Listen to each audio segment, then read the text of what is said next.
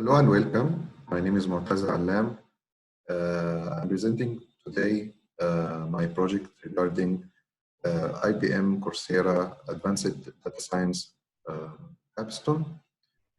It will consist of two presentations, one regarding presenting to stakeholders, and the other is for presenting to data science engineers. I will also show the notebook that we worked on, and I will show also the final engine that can be used in production. So, starting with the presentations.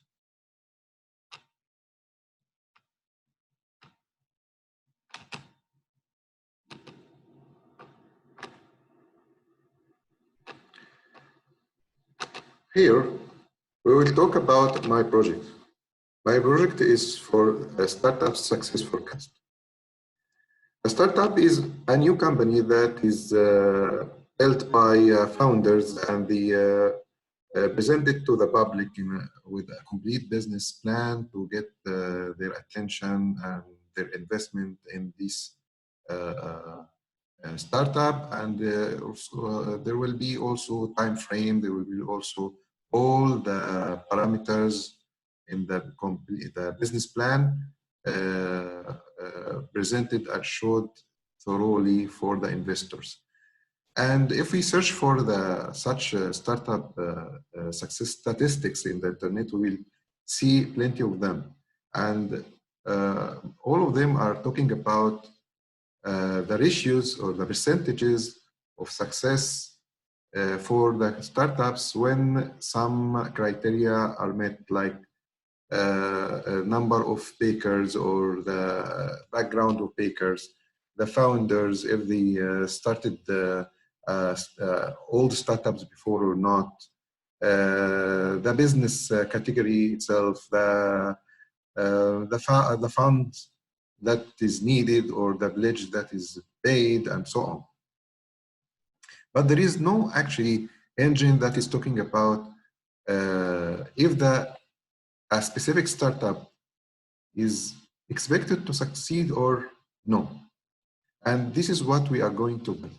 In order to build it, we will use some metrics, which are all of them are smart metrics: specific, measurable, achievable, relevant, and timely identified.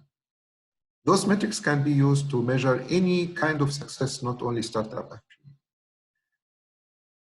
We will use the data between 2015 and 2018, which means 3 years of data, which for about 400,000 startups.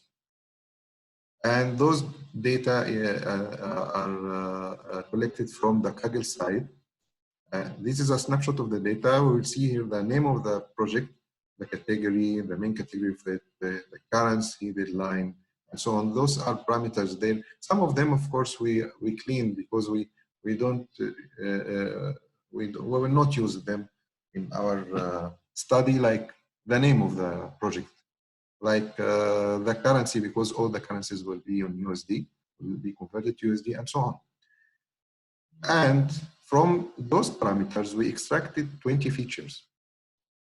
When we analyze those features in 3D scatters, like what we see here, one of 3 of them here, we see that we can actually cluster the fail and success and separate them from each other, which means that we can actually have a convergent forecast result. These encouraged us to go into the next steps to make a proper model for training upon those data and get the result as a trend model with all its features. Here we used 270 neurons in 3 layers, and the last layer is 1 neuron extra for the result. And we used the Keras and TensorFlow platform. So we got, after, of course, some time of adjustment of parameters, adjustment of number of neurons, and so on, we got about 98% accuracy success of the forecast. We constructed upon this result, we constructed a script using Python, and the Python allowed us to work in any operating system. And also it can be used as a backend to a web, so it can be used in the cloud also. This script is very simple. It will take the parameters, the original parameters that we talked about before. Then it will forecast the expected result of the project, either it is failing or not. In the future, we will make this such a web interface to work on the cloud, and we will add extra smart metrics, and we will enhance our model so that we can have even better result than the 98% performance. This is about the stakeholders. Here we talk more about the project for the technical or the data science people. I think most of here we talked, sorry.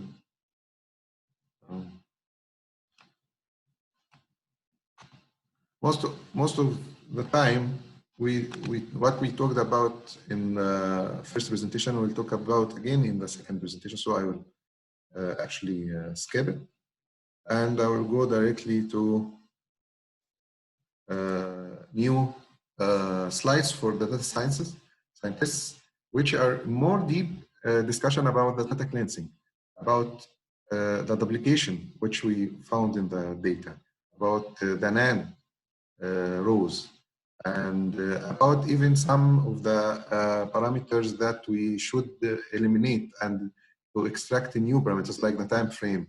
Extracting the time frame from the launch and the deadline columns.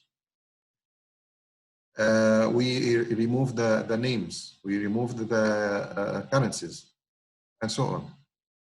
Then we applied here, and before we're going forward, we see that after such cleaning, we've got 331.4 thousand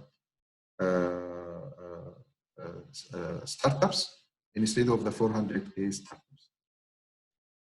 Then we analyzed the parameters, and we saw that most of them are actually, when we run the histograms on them, we found them mostly are in Gaussian form, but very narrow Gaussian actually, except for the time frame is wider a little actually. And then this helped us to check if we are going to normalize the data or standardize the data, and standardization here is much better and will give us a much good performance of the model. We also implemented the label binarizers, so we converted the categories to columns, like here. And also we converted the label, which will be the state, fail or success, to 0 and 1 state.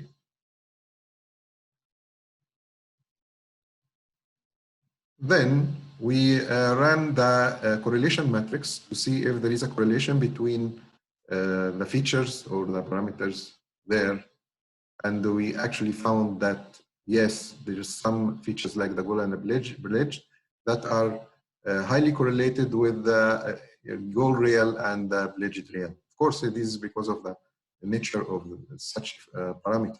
So in this case, instead of using 22 features, we will use only 20 features, and this squeeze is used by applying the TCA algorithm. And then we split the data. 67% of the data will be for training, 33% of the data will be for test and validation, 50 by 50-50 separate splitting. And for data visualization, as we said before, actually we found that most of the data can be clustered and separated from fail and success, which means that we will converge. The model will be converging. And to make sure of this, we only used the logistic regression because it is very simple and quick. and we got a result, good result actually, of 0.91% score without too much change on the parameters actually. This encouraged us to go further and use the deep learning model, and we tried some models and we found that the last model is good enough with the first layer of 150 neuron and layer 2 is 120 neurons besides the layer 3, which is the resulting layer. Also, the epochs are 100, and we use the loss as we see MSE, the optimizer Allam, and the performance metrics are MAE and accuracy. This is the summary of the model. And by this model, we got a score of 0.977, which is good enough to build or construct the Python script by using this model. I will show you actually the Python script here after get a glimpse on the notebook. The notebook actually talks about everything, nearly what we did in the presentation is actually all the steps here are implemented. And when we see the last lines here, we save the model, we save the scalars, so we use them in our script.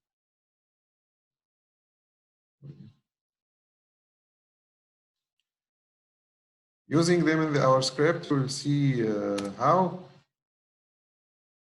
This is the Python script. As we see here, we imported some libraries. These libraries, we loaded the model. So that was said before. We loaded the scalars and the weights. Then we open the file. This file will be used as the file that is needed for the script to run, which is the startup.csv. It's a text file. We'll see it later. And applying the engine to get data preparation and applying the engine to get the result if it is successful or not. The file here is a text file, comma separated. As we see, we can change only, for example, the technology to publishing. So it will be, for example, this is the parameters, the 11 parameters that we are talking about technology to art, technology to what, the starting date, the launching date, and so on. Those are the parameters that are injected into the model by this file. When we run the script, it will open the file and get these parameters and apply the model on it. So we will see now the result, which is that such, for example, such parameters will lead to a failed project. I hope I summarized well the project, and looking forward to see for the next project, inshallah. Thank you.